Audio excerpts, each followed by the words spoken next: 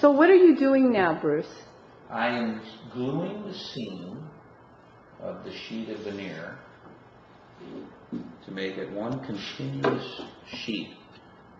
Even though this is a very small joint, it's still a joint. This is the way I learned to make sheets of veneer. Glue it and put it back up like that, and we'll let it dry a little bit, then I'll scrape it off. And okay. And then what is this going to go into? this is going to be part of a desk for a very good customer of mine. It's curly maple. And you said it was hard to get exactly the kind of veneer you wanted. Yeah, because I was looking for a veneer. You can see that it has a little bit of an angle to it, so that when the book matches are done, it has this herringbone, is what they call it, effect. Now, we probably won't end up using this sheet because it has this defect, but we're going to decide. There's a few places on the desk that are fairly hidden, right, that are still supposed to be curly maple veneer that we may use it on. We'll take a look and see what we think. So do you want to walk me through your shop? Now, you just moved into this, so you want to kind of... I had another shop for 18 years in a building that I rented. So everything came over here from that building. I don't know, there's a few new machines, but not much. But this was built, this bench was built for over there. This is storage for all of my hand tools. And everything is marked? And everything is labeled. There's 25 drawers. Yeah. How would you know what's in there if you didn't have a label on there? Well, I'll show you a little bit. Like, you know, and I believe in shallow drawers for tools and stuff. Everything is at one level. Less likely to get messy? Or disorganized? Oh, okay. My wrenches, you know, things like that. I got electrical tools, plumbing tools, screws. I have screws in boxes that are labeled so I know what they are, and they're all organized by size, going from number 4s in this drawer up to 8s. If I need one, pull it out. Right. Screws. Now, and I also noticed, and you're going to we talked about this before, you have outlets on the wall. You also have an outlet hanging from the ceiling. This and you have an outlet by this bench here. So you want to tell me about all those? So this outlet up here is switched with this switch. And in fact, these are also switched with this switch. But this is not. The reason for this is that in all of my 30 years of woodworking, there have been a few occasions where I plug in a tool, a belt sander, a router or something, and I find that for some reason it's turned on. So I did this so that when I take my tool and I will turn the power off, plug it in, then I'll hold the tool and turn this on, and then it's... So you're not accidentally plugging in a live tool. And I'm sure people could say, well, why don't you just look to see if it's turned on or not? Well, this is sometimes you're rushing. Yeah, this is much faster and just safer, and you get into the habit of doing this, and it's fine. Now, you also have a wall of all your different clamps.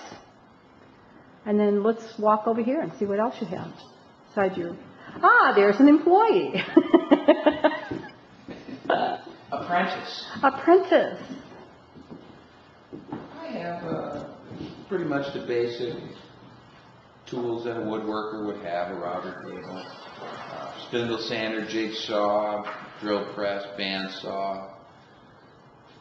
Now, in a lot of these, though, you've adjusted with various attachments or pull-outs or ways of moving it because you do that, and you write for magazines about that. Yeah. Correct? That's correct. And I really like to have nice-looking shop fixtures. Like I was telling you, I still have a few cabinets that were essentially thrown together quickly that my goal is someday to replace them with nice. To have like these beautiful cabinets below here. Yeah. And that one's maple. They're both maple. But different maple. Yes. Came from different trees. But when I designed this the machine here for hinge boring and line boring, I added these extensions Right. because I tried the machine a few times when it wasn't on the base, and I found that it was, when you're holding one person trying to do a big panel, it's very difficult to hold it. Now I've got these extensions on here that pull out, and I can just lay the panel on here, and I don't have to worry about supporting it. So your whole shop is kind of set up with little tricks like that. Now, also, you want to tell me, since this is interesting, we'll leave in a few minutes, but the dust control. Yours is unique. If people will notice in this shop, there is no overhead dust control, and yet it is incredibly clean. So your dust control system is an Oneida, correct? Yeah, a Dust Gorilla, 3 horsepower. And it's attached to your machines via... The main trunk goes down and under the floor. I have a crawl space underneath half of my shop, and in that crawl space is where most of my dust pipes are. Do you want to show me the ones from this saw here as well? Okay, I'm going to open up the, let me get around this. Yeah.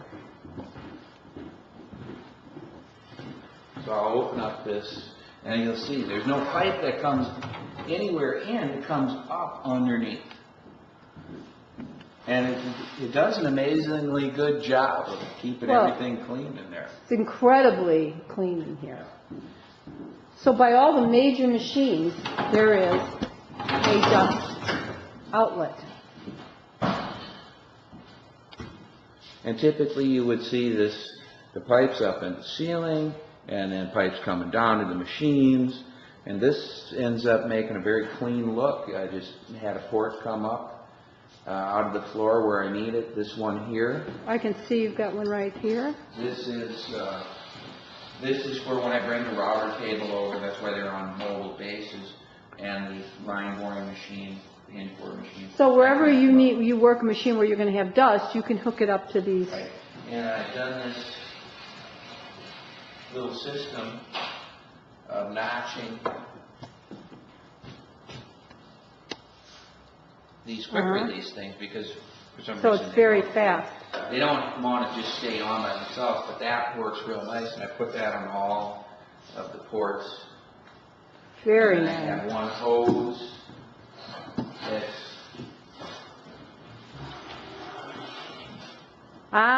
and this one will be used for that point, whatever machine it is that I'm connecting. Let me see how that.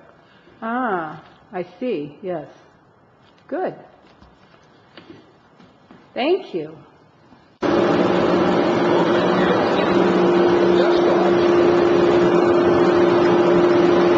there's 3 of those under the workbench.